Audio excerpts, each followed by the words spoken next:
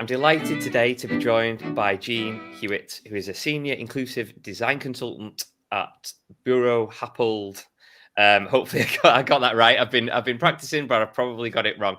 Jean, welcome. Hello, good to be here. So, first and foremost, can you give us a rundown of your career to date? Oh, you don't want it from the start, do you? Well, let's just go to the brief overview of this is all Kudos in Construction and celebrating all the Sure. amazing stuff you are doing and have previously done. So a nice rundown of those amazing things would be great.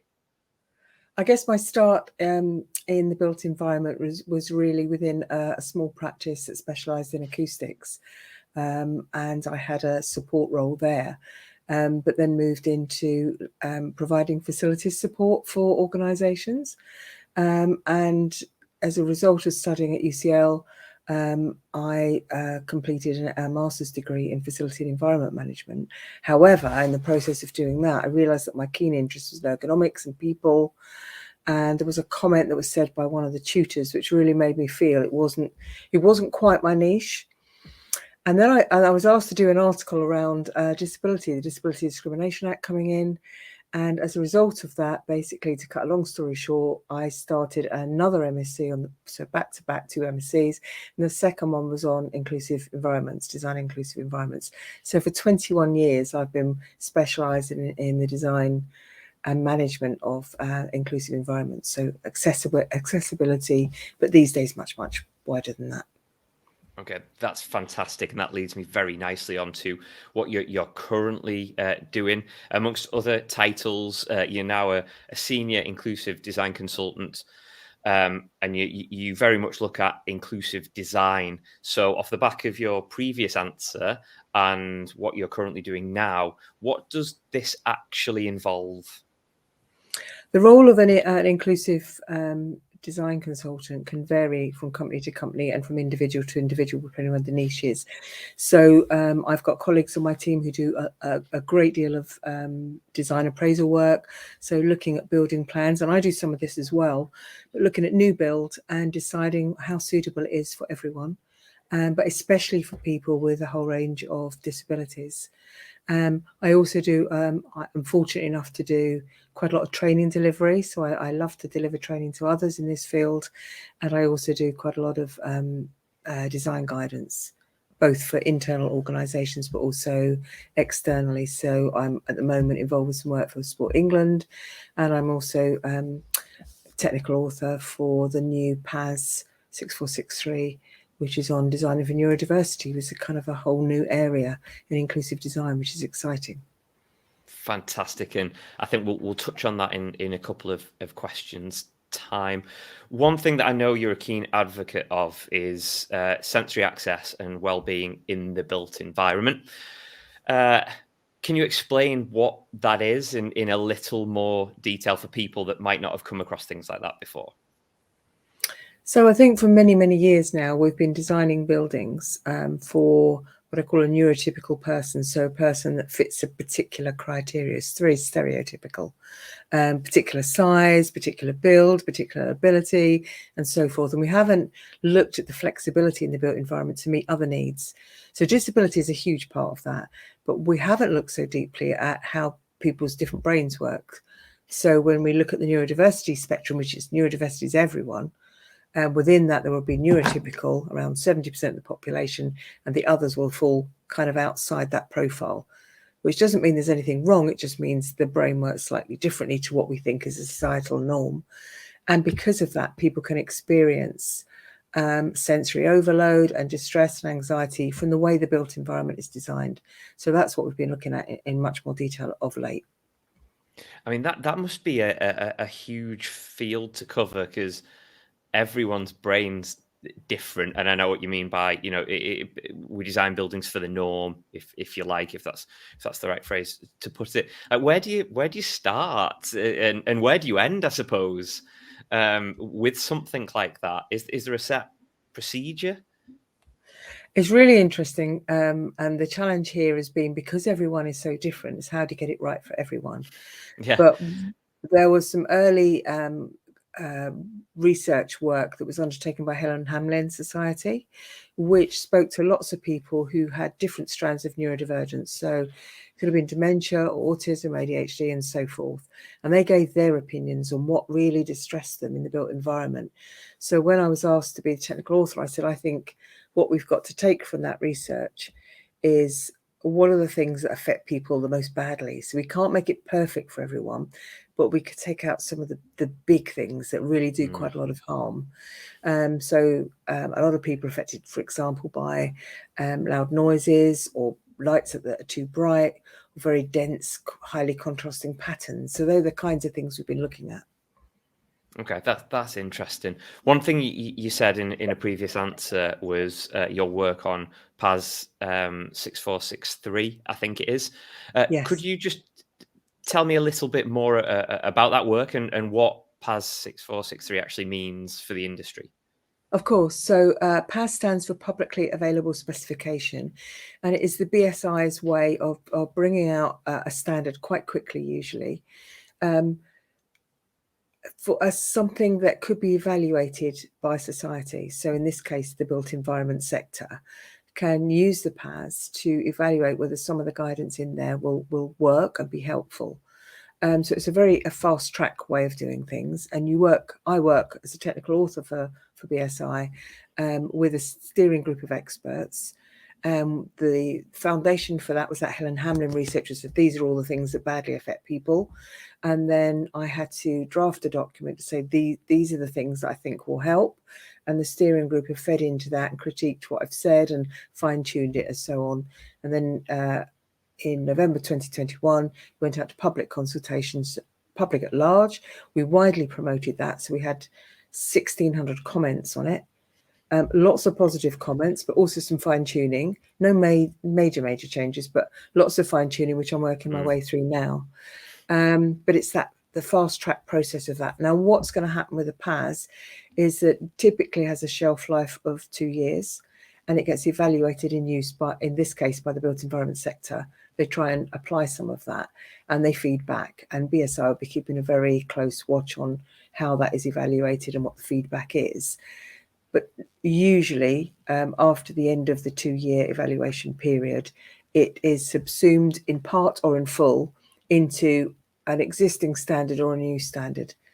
In this particular case, I think it might go into the BS 8300, which is kind of my Bible and every inclusive designer's Bible around how you make places inclusive.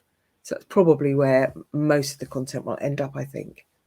Okay. And how long does that process take for something like that? I know you said at the end of 21 it went on to public consultation, but what roundabout when did it start and when will it come into the industry? Right. So normally a PAS can have a really fast track process, and the typical, I think, is within 9 months.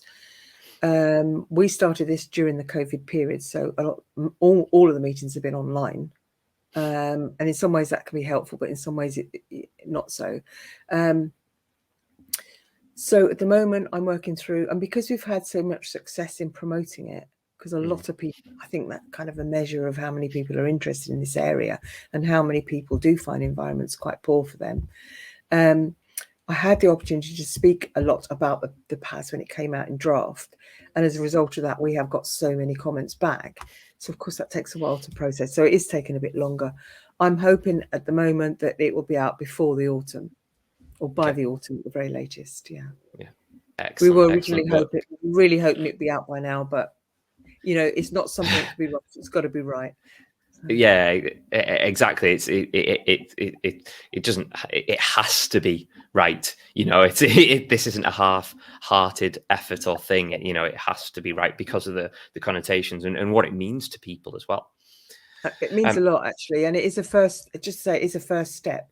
So we won't get everything perfect, and we will carry on fine-tuning. So the evaluation period and the whole model of the PAS is absolutely perfect for this type of exercise. Okay, that's cool. I just want to come on to something that you said in the past, and I'm just going to read this so I get it right. You put 20% of the population are negatively impacted by elements that could so easily be adjusted or eliminated during design. So with that in mind, what are the main areas we should look at adjusting or eliminating in design? So the two key areas that came up for almost everyone who had any diversity in this area were lighting and acoustics. And not everyone is affected by every strand of the built environment. So you might just be affected visually, or you might be affected audibly, or you might be affected by touch or space proprioception. But there are an awful lot of people who are affected by all of those. So you can imagine that they combine and they compound the impact. If you take a fire alarm situation, for example, where you've got flashing beacons, you've got a lot of noise going on, and you've got the hustle and bustle and loads of people crowding around you, that's kind of the nightmare situation for someone that is hypersensitive to noise and visual and contact. So there's a whole variation there, but by toning down some of those things and giving some adjustability back, that can be really helpful. So there were sorry. No, absolutely, carry on. Like I say, when we looked at the PAS collectively, and I've obviously had to do quite a lot of presentations on this area, and I kind of think, how do I frame this? Because there's 16 areas that we've looked at, and we've come up with 3 strands basically. And the first was giving individuals some control over their environment. So it's basically 3 C's. So the first one, as I've just said, is control. The second one is clarity. So the clarity of the space. So that could be acoustically, whether the noise is making it harder to use, so there's a lack of clarity. It could be visually confusing, so it could be a bit of a labyrinth to navigate, or it could have lots of artwork and decor and patterns going on, which would affect the clarity. So we're looking for that control of the space, the clarity of the space, and the third one is the calm. So basically providing somewhere where people can go if they experience sensory overload or distress, to reset themselves before they come back into that busier, more vibrant and stimulating environment. So it was calm, control and clarity were kind of 3 ways that we could frame all of this and say, if you always think about those 3, you've basically got it captured. So I hope that makes sense. That. Yeah, absolutely. I like that, and I think those 3 C's we can all do with a little bit of that as well in our lives in some way, shape, or form, regardless. So it's a nice little 3 C's there. Okay, final question, really, before we start wrapping up, and that's looking to the future of inclusive design.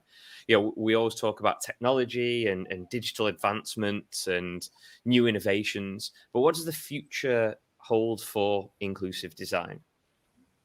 I think it's so exciting. I really do. When I first came into this 21 years ago, it was around the old Disability Discrimination Act, and it was predominantly around wheelchair access, and we did some on sight loss as well. But now it's absolutely everything about human beings.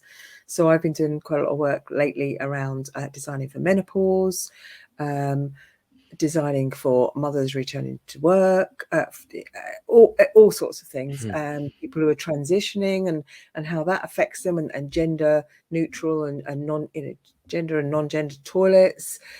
So I think anything and everything that is to do with people and how they can enjoy and survive the built environment is really where inclusive design is going.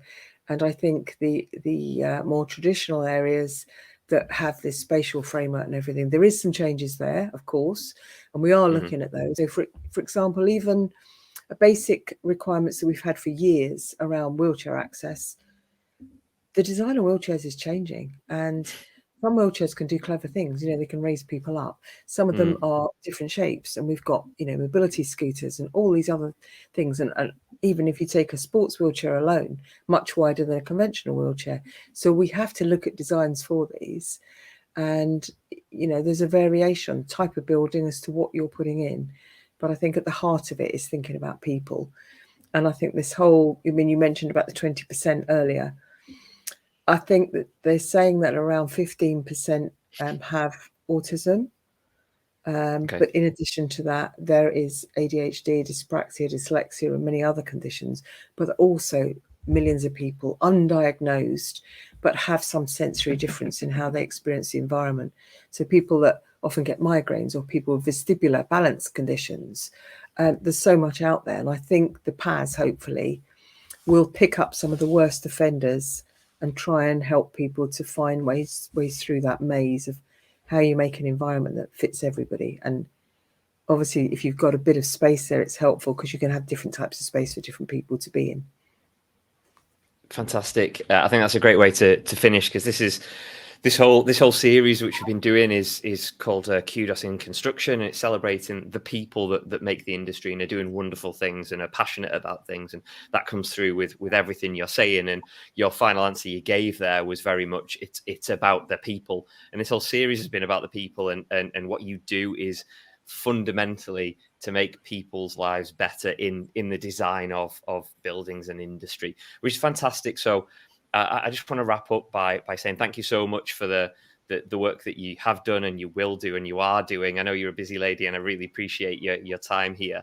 But I just think it's such a fascinating space, and knowing that you've been in that space for such a long time, and you've seen this evolution of the way it's going and how it's changing, and how we see people differently, and because everybody's different, and we don't just categorize them, like you said at the start, to the what you might class as a standard disability, that society might class as that, and that's opened up, and we really need to think about what people's needs are and the requirements. So thank you so much for everything you do. It's really much appreciated, and thank you for joining me today.